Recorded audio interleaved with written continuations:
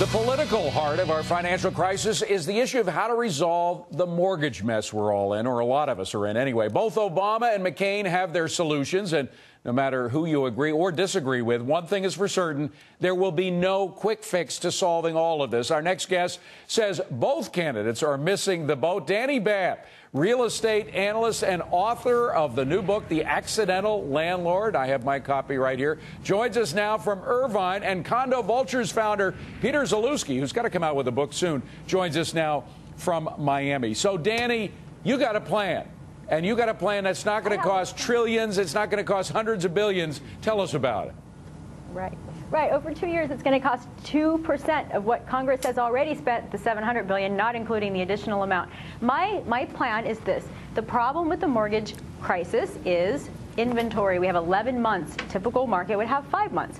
So if we can take about 972,000 homes off the market, we will have price stabilization. We will have a significant drop off in the number of foreclosures. We will be able to value assets, and people will be able to refinance. Four major things. The way to do this, in my opinion, is to offer a $7,000 first tax credit for every home an investor buys, and $3,000 per year tax credit for every year, maximum of 2 years, that you rent it out to someone that's either in a low-income category or was a victim of foreclosure. So it's a win-win for the investors and for the homeowners. It also will increase property tax revenue that goes to the local counties, and it will resolve problems that people have right now, which is where to put all the money I took out of my stock market. All right, so most of this, we're talking about tax credits for first buyers and people trying to eliminate that inventory of homes. And tax credits are kind of hard to put a cost to, because sometimes they might actually add into the economy rather than taking away from it. Right. What I'm proposing is actually, if you're an investor and you're going to buy a home and you're going to rent it out to someone that's in one of those two categories that I mentioned, we're going to give you a $7,000 refund check, and we're going to give you $3,000 a year, so that there's an exact cost. It's about $5.5 billion for the first component, and then if you decide to rent it out, it's about $6 billion for the second component. If every single investor did this, it would reduce inventory back to our 5-month level, and we have a floor in housing once again. All right. There's only one problem with your plan. The Treasury's already got one, and they seem intent to use it no matter how much it costs Americans. Peter Zalewski, what do you think of the government's plan? I absolutely love the government's plan. I'm glad that the government decided to shift the focus of the bailout package, the targeted asset relief package. Well, hold on, Peter, because, that may not be history. As we just heard from Liz, they've still got, about $450 billion in their chest waiting for an opportunity to use it. They may still buy troubled assets. Why is that a bad idea?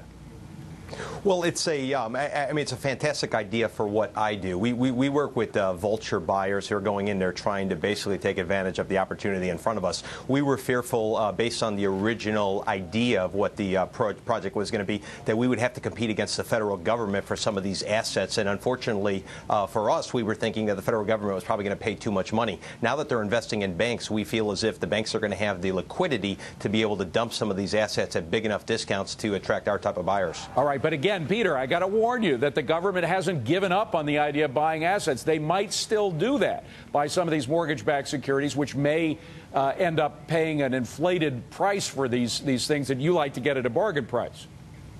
Absolutely. I mean, chances are, as we go forward, if the government continues to hand out or make these handouts to Wall Street, we seem to think that's just not a winning proposition. That's just not something that has a lot of political sway in the background. It's going to be more so about trying to help out the general public, help out the working class Joe. I would actually expect us to see some sort of reworking of the whole FICO system or the credit scoring system to help that Joe six-pack gentleman get back into the game, give him an ability to get a mulligan and start spending again in 2009. That might still happen, and we might see mark-to-market rules changed, et cetera. So, Dani, we might have these rule changes, but what about the suggestion? As we just heard in the past, one of our banker friends said that he didn't have a credit freeze at all, but I understand you were seeing more of a freeze situation where you are in California, correct?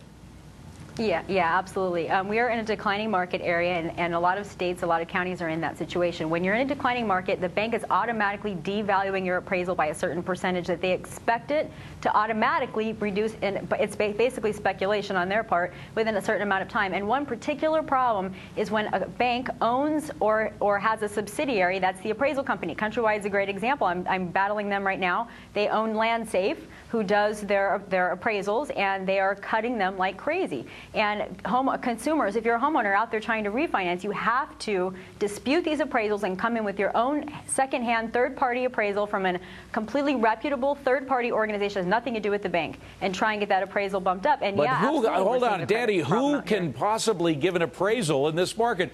I mean, you know, it's like an Oriental rug. Who's going to decide how much it's worth? It's worth what somebody's going to pay for it. And if nobody's paying anything for it, it's worth zero.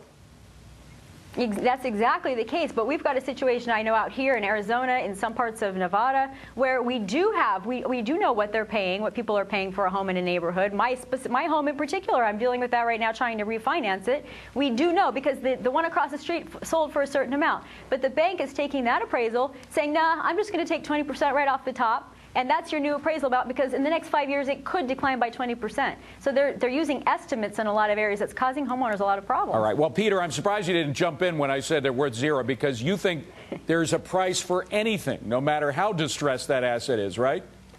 Absolutely, David. Let me give you a fact to think about. In South Florida today, there's 110,000 properties for sale. Of those 110,000, roughly 55,000 are in foreclosure, and there's another 12,000 bank-owned properties right now to choose from today. Wow. And Danny, you wrote a book, if I'm not mistaken, about buying foreclosed properties. Yep, fighting foreclosures, and there are a lot of fantastic deals out there. That's absolutely the case. But investors need to be very careful, because banks are doing to them what they're doing to consumers, only even worse, particularly in these markets. I'm surprised my colleagues not seeing that out in South Florida, where they're requiring 30 or 40% down, particularly if you own 4 properties. It's another gotcha that's coming down the pipeline I learned about yesterday. Well, from as I remember, Peter, a lot of your transactions had a lot of cash associated with it. That is, you didn't have a problem with putting a lot down, correct?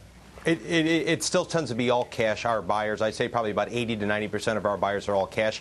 Those buyers who are opting to obtain financing, they typically need to have about 40% down, which is equivalent to what a foreign national would need to get financing here in South Florida. And are they mostly foreigners, Peter? Well, what's been interesting is some of the swagger that a lot of the foreign nationals had when they were coming here looking for property. They're starting to lose that swagger, especially as the U.S. dollar starts to strengthen, and as the Canadian dollar and the euro start to tumble a little bit. So they're still confident, but they're not they're not walking around with the bravado that they had 6 months ago. And Danny, are you seeing nobody out there in California who has there's a lot of cash on the sidelines. A lot of people have moved their money away from their investment banks and into their checking accounts. Aren't you seeing people come up with the cash to buy houses? Not really. A lot of them are too scared to get into the market because they're willing to buy a home. Say, for example, I was working with a friend of mine who wanted to buy one for $600,000. He was willing to pay $600,000. The value of the home was probably closer to around $650,000. Got the appraisal. The bank agreed it was worth $600,000, but wrote the appraisal up for $480,000, which means he needed another $120,000 just to get in. So it's pushing people out of the market, unfortunately, and we're not going to get a floor. That's why I like the plan that brings investors back in.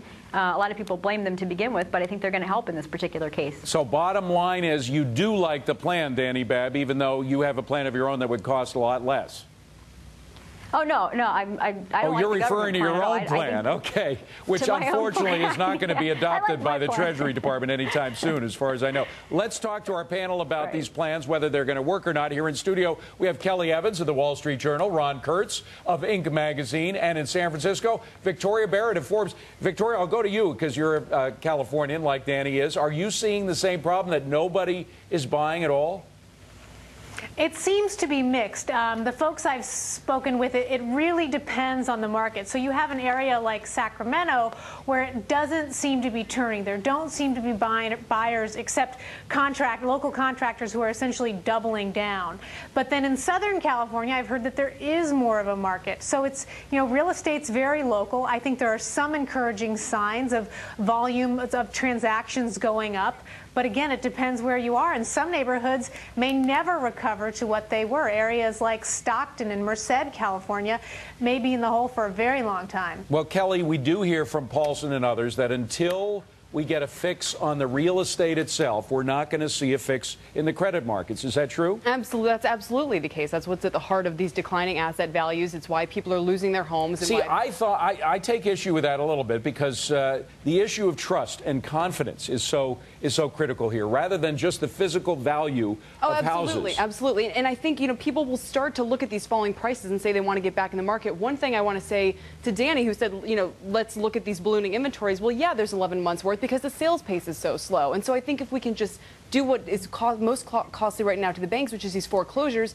there can be anywhere from $75,000 to $100,000 associated with the cost of foreclosure. So by avoiding those, whether it's allowing people to reduce the amount their loan is or helping them make their monthly payments, keeping them in their house is what's really going to help us avoid. But Rod, it's the old adage: there's no magic bullet here. And if you keep somebody who can't afford to be in a house, if you keep them in there, maybe you save them for a year or 2 years or even 5 years. Exactly. Eventually, they're going to be in the same boat. You're just buying time and pushing off the problem. I mean, I think to use a housing term, the foundation of the problem here is the housing market. That's why we're not seeing any kind of magic bullet. And as I'm sitting here listening to Danny's plan, I have one question for him. I'm wondering, why do you think that this hasn't been, your plan wouldn't catch on? What's the sort of counter argument to it? And, well, I'll let you answer first.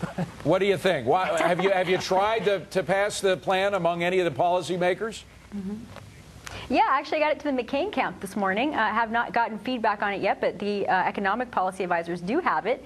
And I think that the biggest, I've run this by several of my colleagues, and the biggest pushback is, well, we're helping the investors who are kind of looked at as people who helped create the problem to begin with. But what people need to realize is that there are a lot of people who have been kicked out of their homes that need a place to live. Why not have a win-win here in this particular situation, particularly when, you're right, it is going to, even if we remove foreclosure from someone for a short period of time, at some point they're not going to be able to afford their mortgage.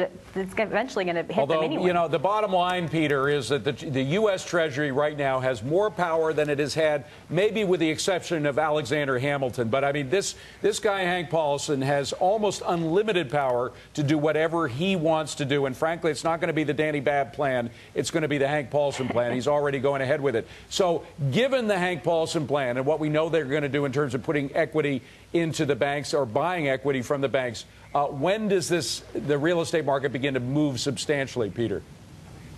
Well, I'll speak directly to South Florida. What I'll tell you is we had a peak of 40 cranes up in the sky building 23,000 units between 03 and right now. We now only have one crane left standing. There's a lot of inventory that's already come online with all the foreclosures. As I mentioned, there's about 55,000 foreclosures in the first 3 quarters of this year out of a grand total of 110,000 properties up on the market. So you're getting to the point where a lot of people are starting to move. They're going for the gold standard type of product with the idea that credit could be restored as a result of the Paulson plan and pumping cash into banks. A lot of people are really starting to sharpen the knives and thinking that they can go in there and not necessarily steal, but buy some really great values. All right, Peter Zalewski, Dani Babb, thank you very much. We'll see more of our panel in just a minute. Coming up on deck after the bell earnings from Intel. They were pretty good. We're going to be talking to the CFO of that tech company next, and we want to hear what you think. We are bailing out Wall Street. Is that what this is all about? Is that statement a buy, sell, or hold? Your answers coming up.